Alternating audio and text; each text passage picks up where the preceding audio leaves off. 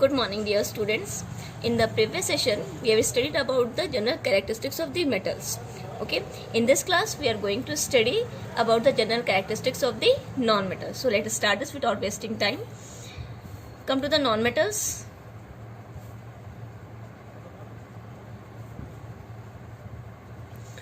Okay. I told you in the previous session that about the non-metals. Okay. Now there are 24 elements in the non-metals. 24 elements in the non-metals. Okay. In which of them 12 are solid? 12 are solids. Example I have given you, like carbon, phosphorus, sulfur, iodine. These are solids. Okay. So example like carbon, phosphorus, okay, sulfur, iodine, etc. Now one is liquid in this, and that is bromine.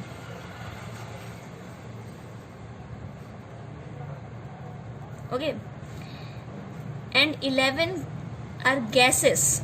11 are gases in non-metals, like hydrogen, nitrogen, oxygen, etc. Okay, so examples are like oxygen, nitrogen, okay, hydrogen, etc. So there are 24 elements in the non-metals, okay, in which 12 are solid, one is liquid, that is bromine only. Okay, bromine will exist liquid at a room temperature, okay, at ordinary condition. Now 11 are gases, that is for example like oxygen, nitrogen, hydrogen, fluorine, neon, argon. I told you in the previous session. So now come to the general characteristics of the non-metals.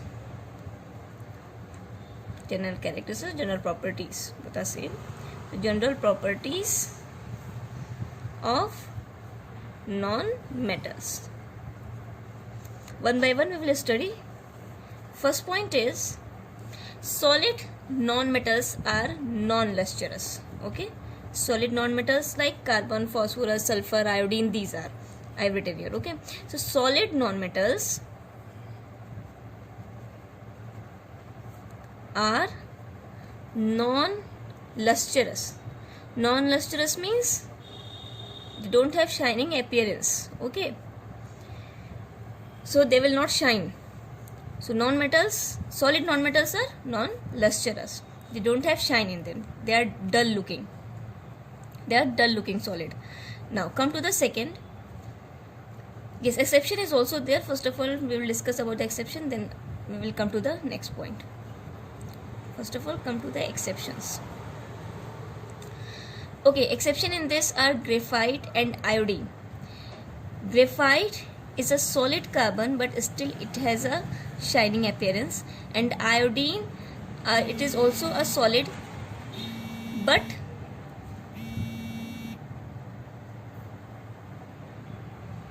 so iodine are lustrous solids.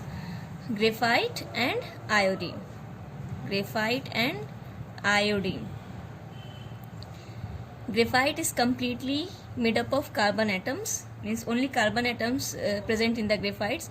So as I told you that carbon is a non-metal, solid non-metal, okay, and it is as I told you that solid non-metals are non-lustrous, but still graphite is an exception. It is made up of carbon only. Carbon is a solid non-metals, but only graphite is a lustrous and iodine is a lustrous. So these two are in exception. Now come to the second point. Solid non-metals are not hard and have low tensile strength. Okay, so solid non-metals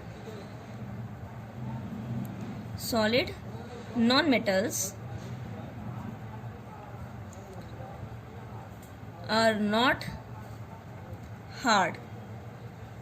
Okay, So solid nonmetals are not hard, as I have seen in the metals. Okay, We have studied in the metals that metals are hard and strong solids. But here we are seeing that solid non-metals are not hard and have low tensile strength. Okay, and have low tensile strength. Okay, tensile strength I told you, maximum load that a tensile strength I'm telling you. Okay, maximum load that a material can bear without fracture when being stretched, that is tensile strength. Okay, so metals can bear a maximum load, okay, without being stretched. But here when we are talking about the non-metals, okay, non-metals are having very low tensile strength, so that it cannot bear a very high load. Okay, it can be stretched. Now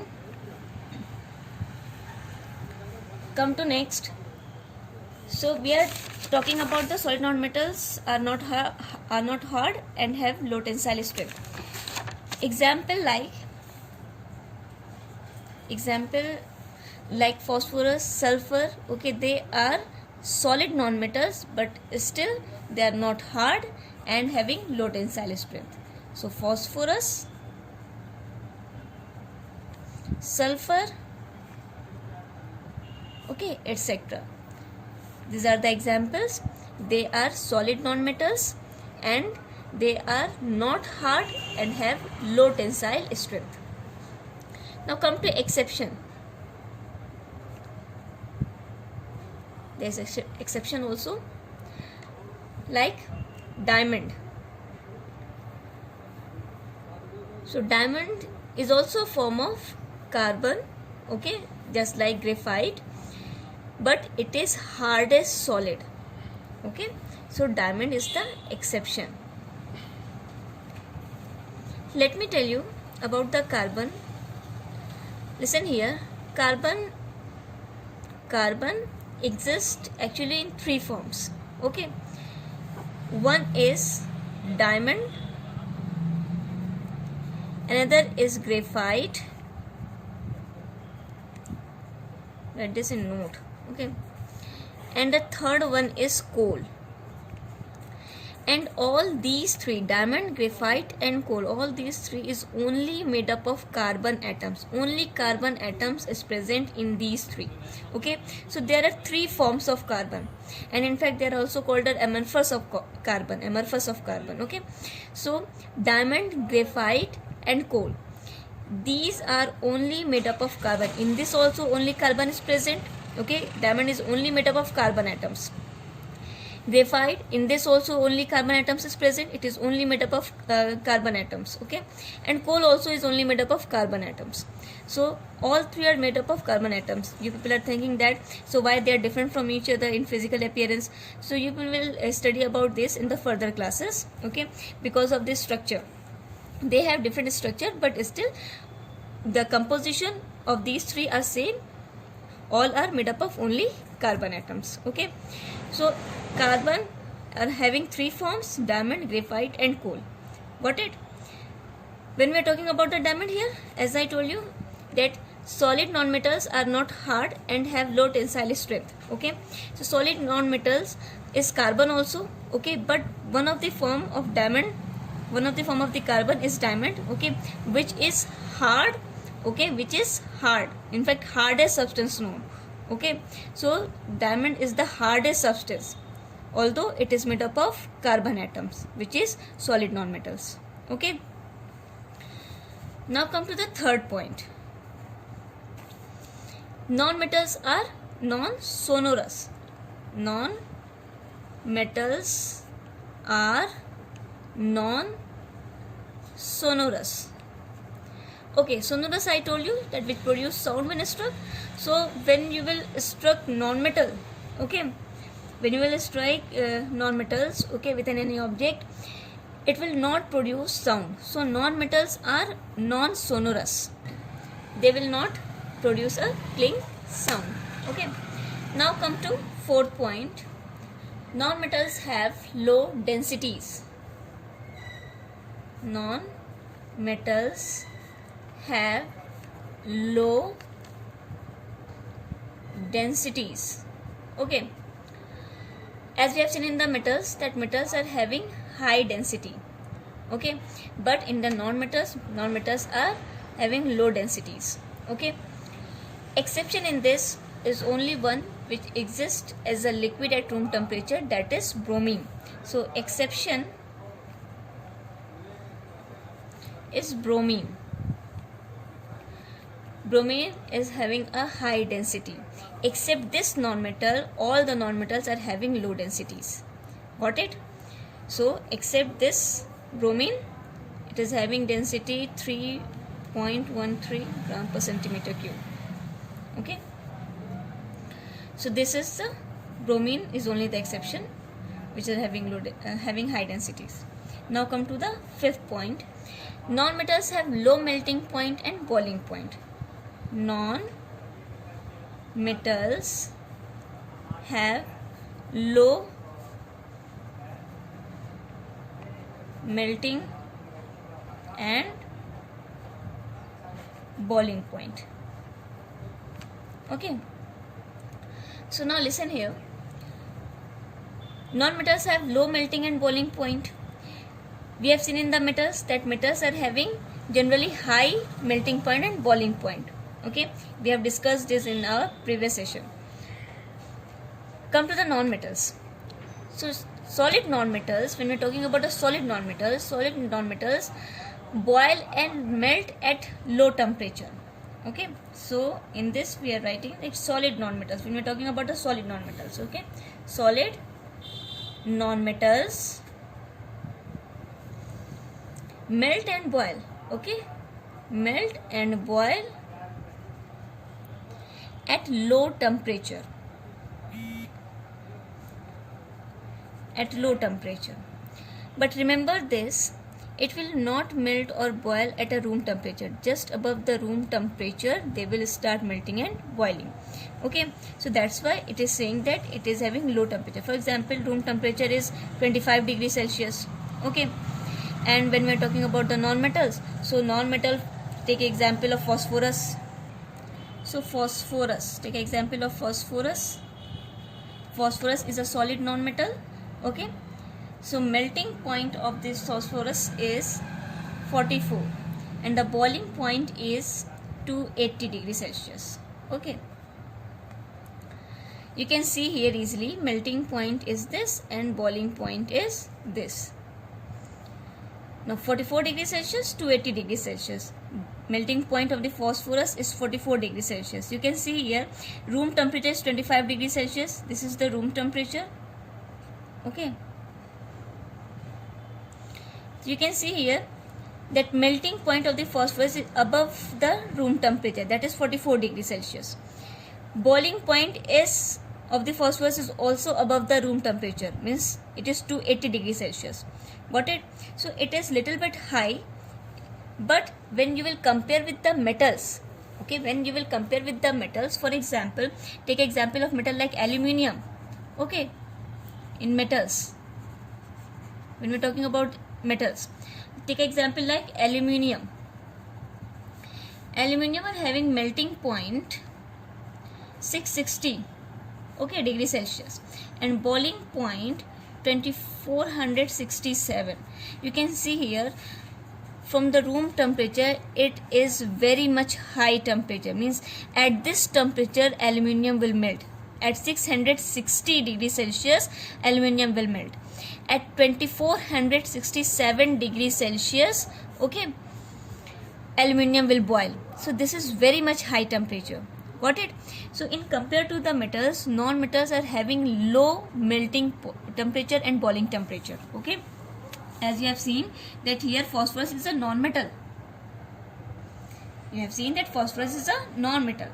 In compared to the metal, non-metals are having low melting point and boiling point. Okay, it will melt at a low temperature. It will boil at a low temperature. Okay, in compared to the metal. So that's why it is written here that solid non-metals melt and boil at low temperature.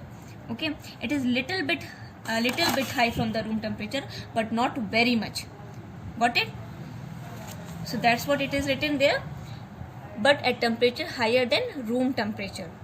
Got it? So non-metals are having low melting point and boiling point, means melt and boil at a low temperature, and when we're talking about the metals will melt and boil at a high temperature. Okay, so it is having high melting point and boiling point. Now come to bromine. When we're talking about the liquid non-metal, okay, bromine, let's see about this. This one is liquid non-metal.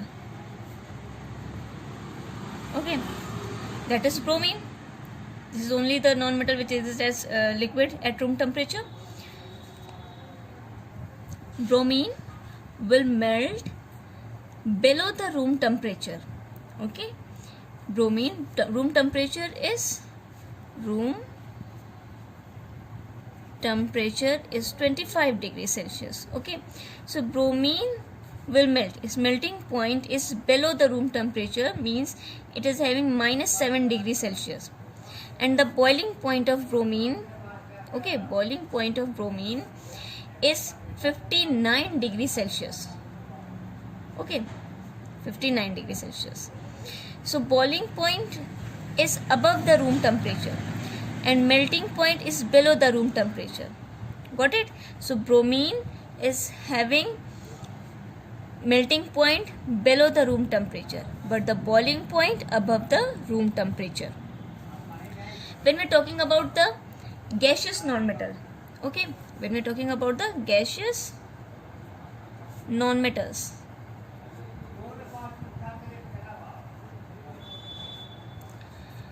okay, so gaseous non-metals are having, so gaseous non-metals are having low melting point, boiling point below the room temperature. Okay, so it is having melting point, boiling point below the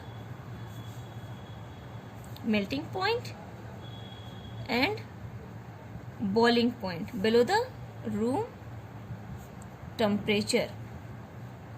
Okay, for example, like nitrogen.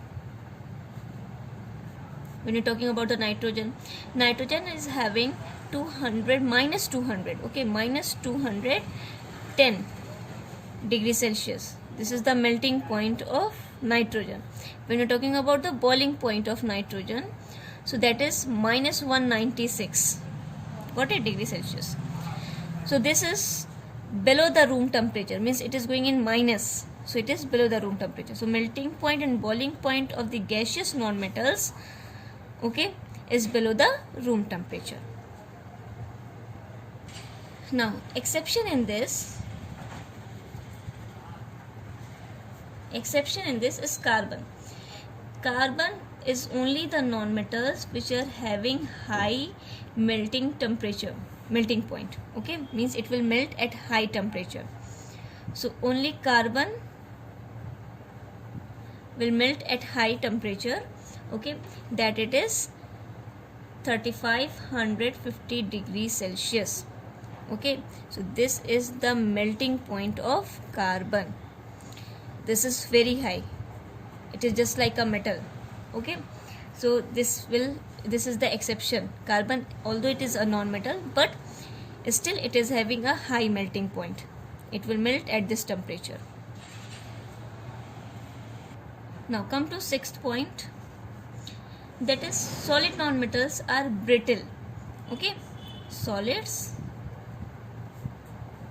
non-metals are brittle rather than malleable. What does it mean? I will explain you. Wait. Rather than malleable. Okay, listen here. I told you in the metals that metals are malleable, means when you will hammer the metals, okay, metals will convert into a thin sheet. Okay, so after hammering, metals will be get flattened and converted into thin sheet. But when we will hammer the non-metals, okay, non-metals will not get flattened. It will break, just like in a powdered form it will break, and that is called a brittle in nature. Okay, so it will break, it will not get a flattened shape. So they break when you will beat with the hammer.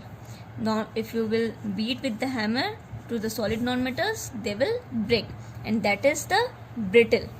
Okay, if they will break into the pieces, that is called the brittle in nature. Now come to the 7th. Solid non-metals are not ductile. Solids non-metals are not ductile. Okay, ductile or ductility I told you in the previous session. Ductile I told you that to be drawn into a thin wire, that is the ductile. So we cannot draw non-metals into a thin wire. So no, solid non-metals are not ductile, but we can convert the metal. Metal can be drawn into a thin wire, but non-metals can't. Now come to the next point. That is the 8th point. Non-metals are bad conductors of heat and electricity. Non-metals are bad conductors of heat and electricity. Okay, this is the last point. So metals are good conductor of heat and electricity, but non-metals are bad conductor of heat and electricity. When we are talking about the electricity, bad conductors of heat and electricity. Okay, now come to the exception. When we are talking about electricity, only graphite, which is made up of only carbon. Okay, carbon is a non-metal, but still graphite, which is a form of carbon, I told you. Okay, graphite is one of the form of carbon. Graphite is only a non-metal which is a good conductor of electricity. So graphite is a good conductor of electricity. Okay, so graphite is only the non-metal which can conduct electricity. Okay, only graphite. Got it? Graphite is only the non-metal which can conduct electricity. But when we are talking about the other forms of carbon like diamond and coal will not able to conduct electricity. Only this form, only graphite can conduct electricity. Diamond and coal will not conduct electricity. It is not able to conduct electricity. Only graphite is only the non-metal. Carbon is a non-metal. It is made up of graphite is made up of only carbon. Okay, although coal and diamond also, but they are not able to conduct electricity. Only graphite can conduct electricity. Why is it so? You will read in further classes. So remember this. Now come to this, how you will distinguish between metal and non-metal. Okay, distinguish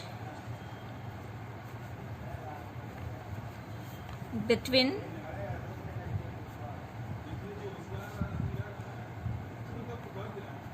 metals and non-metals. Okay, listen here. How you will distinguish between metals and non-metals? Whatever the general properties I told you about the metal and non-metal, according to that, on the basis of that, you will distinguish between the metal and non-metal. If you will touch any substance and that is hard and strong, okay, and if you will hit with any object, that substance, and it produce a sound, that means that substance is a metal. Okay, when you will see it is having a shine also, that means that substance is a metal, because metals are having luster. Okay, when you will beat with the hammer, and if it get flattened, okay, and convert into a thin sheet, that means that substance is metal. And if you beat with the hammer and if it is not if it not get flattened, it is not converted into a thin sheet, that and it will break, that means that object, that substance is a non-metal. Got it? When you are able to convert into a draw into a thin wire any object, that means that substance is a metal. If you are not able to convert that substance or object into a thin wire, okay, that means that substance is a non-metal. So on the basis of these properties we can distinguish between the metals and non-metals. Got it? Just like I told you, like metals are good good conductor of heat and electricity, okay, and I told you that the non-metals are bad conductor of heat and electricity, okay. One experiment is given in your book. On the basis of that I will explain you both the things, okay. So as I told you that the non-metals cannot conduct heat and electricity, but the metals can conduct heat and electricity, okay.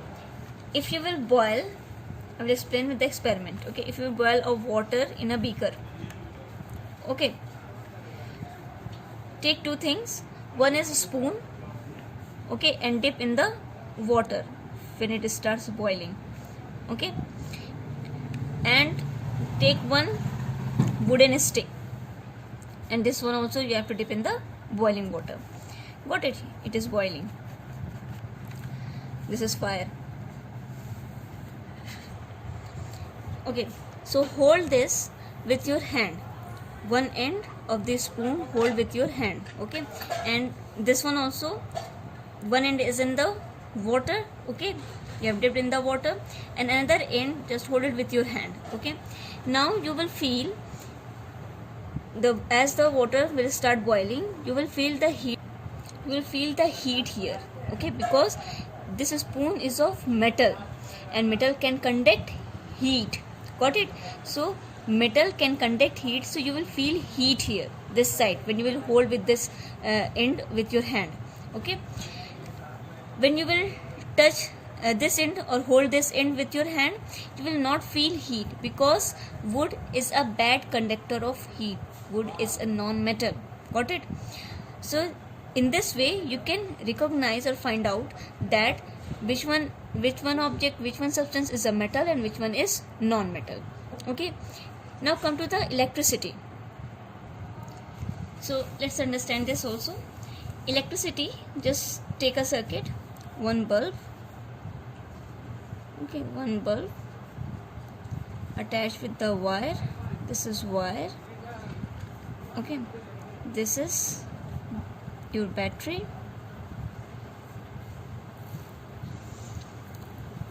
okay. Listen here. Now this is bulb, this is battery, this is the wire, okay. Now listen here. If you will attach, this is the battery and this is the bulb, okay. Instead of wire, okay, if you will attach your wood from battery to the bulb, listen here. If you will attach a wood, means if you first of all break it this wire, okay, break it this wire, and between these two, if you will break, it will come like this, and between these two just attach a piece of wood, okay, and this is your bulb. Got it? So you will able to say this, that your bulb will not glow, okay, because wood is a bad conductor of electricity, so it will not conduct electricity, it will not transfer electricity from here to the bulb and bulb to the battery. Got it? So here you can recognize easily that non-metals cannot conduct electricity. Instead of this, if you will replace a wood with the graphite pencil, okay, or the pencil is having graphite, because the lead in the pencil, that is made up of graphite, okay. So if you in place of this wood, okay, just attach pencil here. If you will in place of wood, if you will attach pencil here, first of all sharp both the end of the pencil, okay, and attach this pencil with this wood. Replace this and attach this pencil to this both end of the wire. you will see that bulb start glowing. Bulb start glowing because graphite can conduct electricity. The lead of the pencil is made up of graphite, okay, and graphite can conduct electricity. So easily you will observe that the bulb will start glowing. Got it? So by this way you can recognize that our object is metal or non-metal, okay, in by these general properties. Okay, next topic, come to the metalloid. Metalloids. Metalloids are also called semi-metals. They are also called semi-metals. Okay. Now what are metalloid? As I told you, a metalloid is an element which has a properties in between metals and non-metals. Okay, means their properties are the mixture of metals and non-metals. Okay, so their properties lie between metals and non-metals. Okay, metalloids elements, as I told you, like boron, okay, silicon, germanium, arsenic, antimony, tellurium and polonium. Okay, so these are the metalloids. Okay.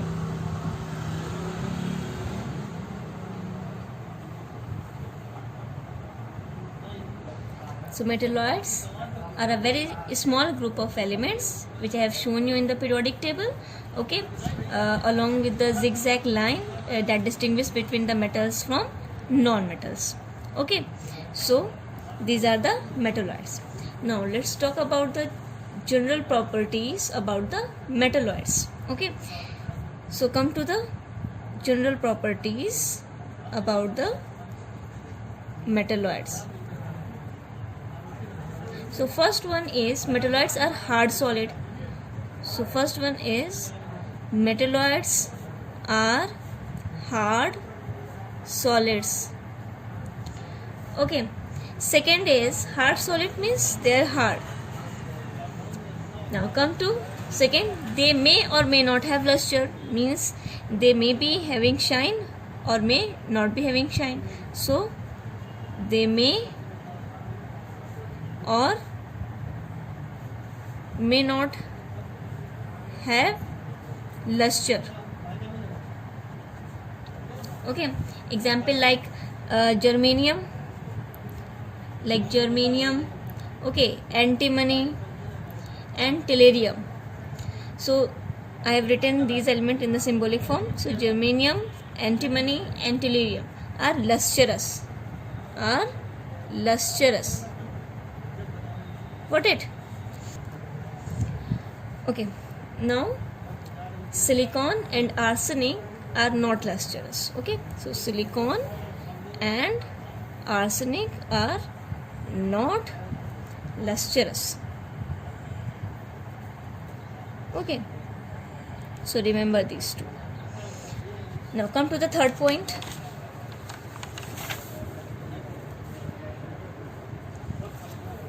They have densities intermediate between metals and non-metals. They have densities intermediate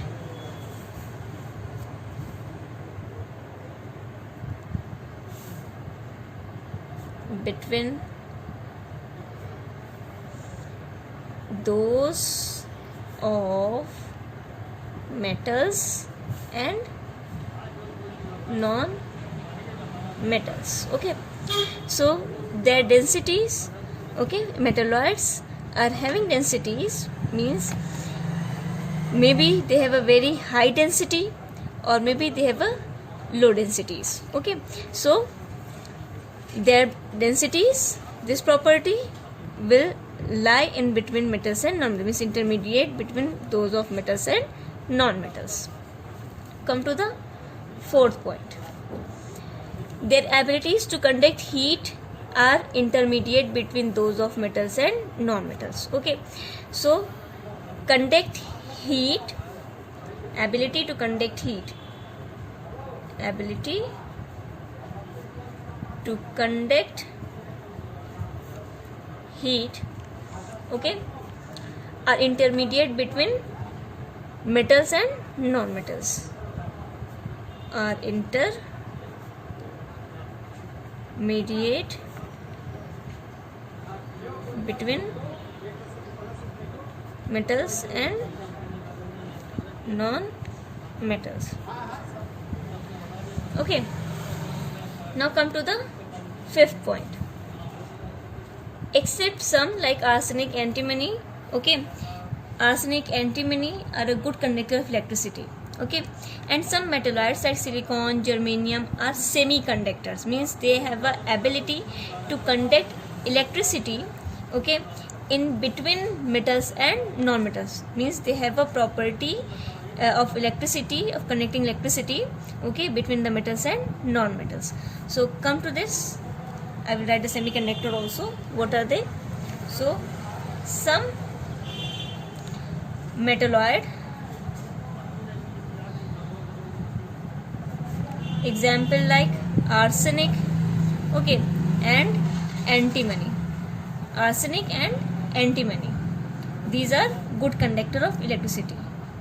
Some metalloids, example arsenic, antimony, being good conductors of electricity. Okay, now some metalloids, okay, example like silicon and germanium, some metalloids, example like silicon and germanium, okay, are semiconductors, are semiconductors. Now what are semiconductors? Okay, so semiconductor I am writing here, semiconductor, okay. Semiconductors elements are the elements, semiconductor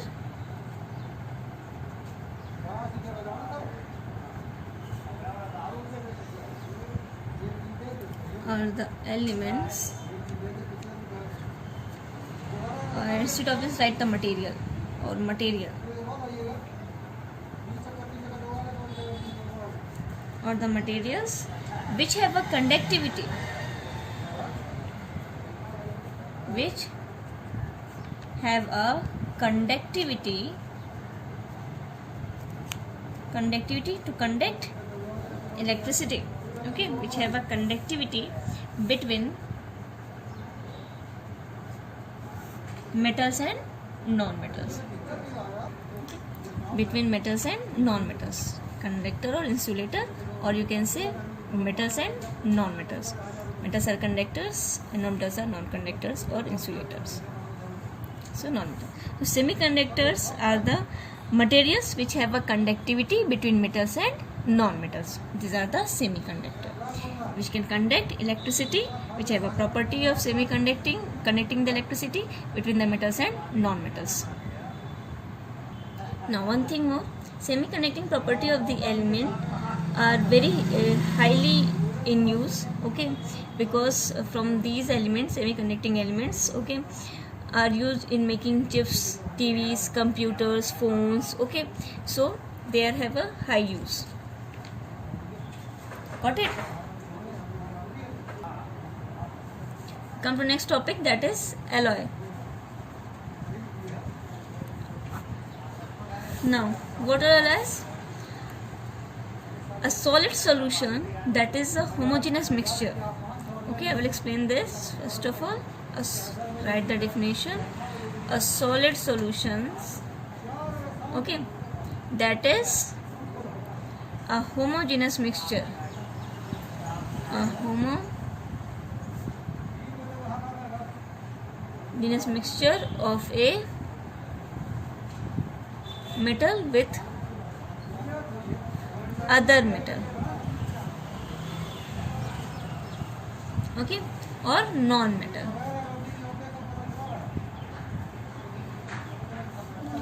Okay, is called an alloy.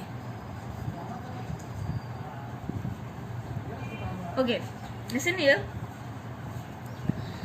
A solid solution means simply if you will mix two different metals, or if you will mix metal to non-metal, okay, you will get a substance that is called alloys. Got it? So simply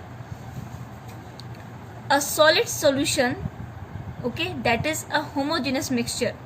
So a solid mixture means homo means same and genus means phase, okay.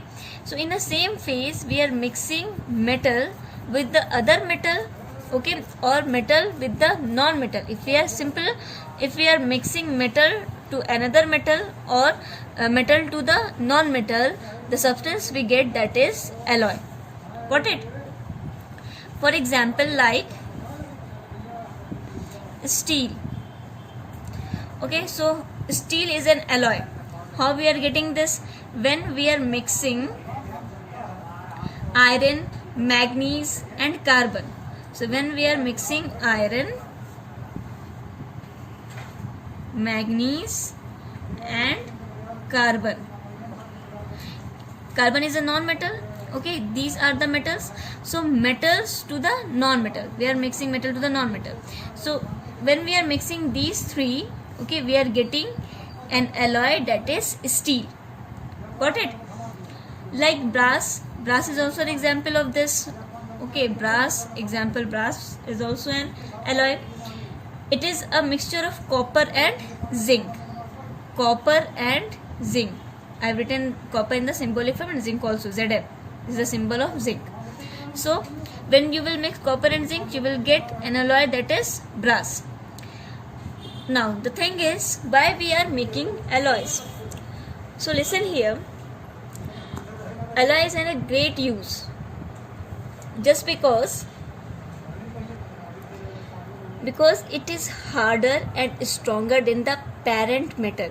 Okay, means brass is harder and stronger than the copper and zinc. These are the parent metal, okay, from which brass is made.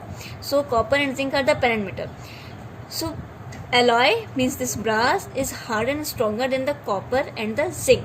Okay, so alloy is usually harder and stronger than the parent metal, and also it resists corrosion. Also alloy resists corrosion. Remember this, alloys resist corrosion. Now you will ask, what is corrosion? So listen here. Corrosion is the breakdown of material, okay, breakdown of material when it come in contact with the oxygen and water or moist air. Got it? In the moist air, water vapor is present. So corrosion is the breakdown of material, okay, breakdown of any object when that object come in contact with the oxygen or to the water. Got it? So that is corrosion. Now listen here. So this is corrosion. Table 6.2 is in your book. Okay, you have to learn alloy, their constituents, properties and uses, and it is important. Okay, now come to the gold alloys. Gold alloys. Okay, when we are talking about the gold alloys, actually pure gold metal is very soft. Okay, so that's why it is not suitable for making jewelry. So it is made harder and stronger by alloying it. Means if you will mix gold with the silver or copper, got it, then it will become hard and strong, and after that you can use it in making jewelry. Got it? So this is what gold alloys means. In gold, if you will mix silver and copper for making hard and strong to make jewelry. Okay, now come to the amalgams. amalgam is also an alloy.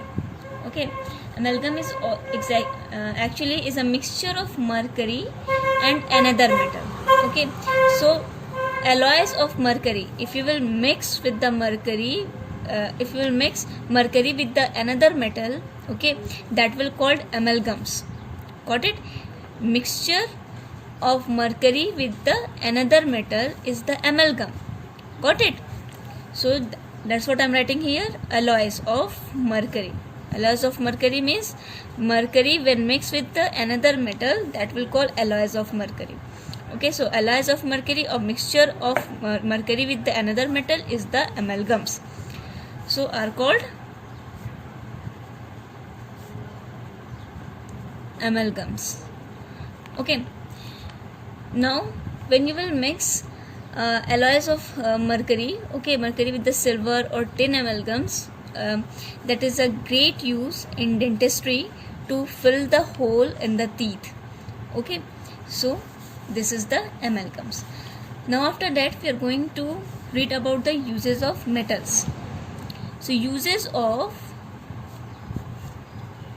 metals, we will read this use of metal in the book. Okay, come to the uses of metals. From the ancient times, metals have been uses of like gold, okay, aluminium, gold, aluminium, okay, silver, so mercury. These are the metals. Okay, some common metals are there which we are using from the ancient times. Gold is very valuable. Okay, why it is valuable? Because it is having sheen. Okay, because it is unreactive. Silver, after that silver, tin, mercury, lead. Okay, they have also been known since ancient times. Okay, aluminium, it is the most abundant. Aluminium is most abundant metal in the earth crust, means it is found in a large quantities in the earth crust. Okay, so these are the metals, means some common metals we are using from the ancient times, and let's see the uses of them. Like iron. So come to the iron. Iron is tough, strong and inexpensive, means it is cheap, it is not so much costly, okay, as gold is in the metal. So iron is tough, strong and inexpensive. It is used in the construction of buildings. Okay, for example, like for making pipes, cylinders, machine, agriculture tools, mechanical tools, okay, wire meshes, railings, furniture, etc. So construction of buildings, in the construction of buildings it is used. To prevent the rusting of iron, it is galvanized. Okay, what is galvanized or galvanization? When we apply a zinc coating on the iron to protect from the rusting, that is the galvanization. When we applied a zinc layer or zinc coating on an iron object to protect from the rusting, that is galvanization. So it is galvanized. Galvanized iron is used to make pipes and sheets. Okay, iron coated with tin is used to make cars. Okay, in the tin, iron coated with tin. Okay, so iron when coated with the tin, that tin is used to make cars. Non-stick utensils are made of iron coated with a polymer. Okay, that can be withstand high temperature. Now polymer, what is polymer? So polymer is a molecule, okay, which is made from joining many molecules together. Okay, so that is polymer. When you will join many molecules together, okay, and that will form a macro molecule, or you can say a large molecule, that is polymer. Okay, so iron coated with a polymer that can withstand high temperature. Okay, if iron is coated with the polymer, it can tolerate a high temperature also. Okay, now come to the copper. Copper is also has a great use. Copper is a very good conductor of electricity first. Okay, next only to silver. After the silver, copper is the best conductor of electricity. So it is used in electrical wiring, cables and gadgets. Being a very good conductor of heat too, it is used for making cooking vessels. Okay, so it is used in making utensils also. It can conduct heat and electricity both. You may have seen the copper bottom in a utensil. The copper distributes heat fast. Okay, so in the utensils at the bottom you will see that the copper metal are there, so that they can conduct heat very fast. Got it? So copper, being a good conductor of electricity, it is used in electrical wiring, cables and gadgets. Okay, being a good conductor of heat, they are using in a vessels also, for making vessels also. Okay, so this is the use of copper. Now come to the aluminium. Aluminium is also a good conductor of electricity. Okay, but it is poorer than the copper. It is poorer than the copper. It is also a good conductor of electricity, but poorer than the copper. Remember this. Okay, next to copper it is. However, it is so light that for a given mass of the metal, the wires made of aluminium are much longer than those made of copper. So it means if we take the same mass of aluminium and copper, okay, aluminium can be drawn into more longer wire than the copper. Okay, so that's what it is saying, because aluminium is more stretchable and flexible, that's why. Thus aluminium is much cheaper than copper for the transmission of electricity. Got it? Now, being a good conductor of heat, it is used for making utensils. Okay, good conductor of heat, it is used for making utensils. Lightness and malleability make it especially useful for making foils, packaging food and medicines. As I told you that aluminium foil we are using in food packaging. Okay, making foils, as I told you that aluminium sheet we are using. See this in this figure 6.10, that aluminium foil is using in wrapping this roti. Okay, packaging the food items. Aluminium is using in as a wrapper of medicine also. So these are the uses of aluminium because of this malleability. Malleability means if you will hammer, it will convert into a thin sheet. So that sheet that we are called foil. Okay, so that is used in the packaging food and medicines. Being light, it is used in aircraft too. Okay, aluminium paint is used on iron object to prevent rusting. If we paint the aluminium,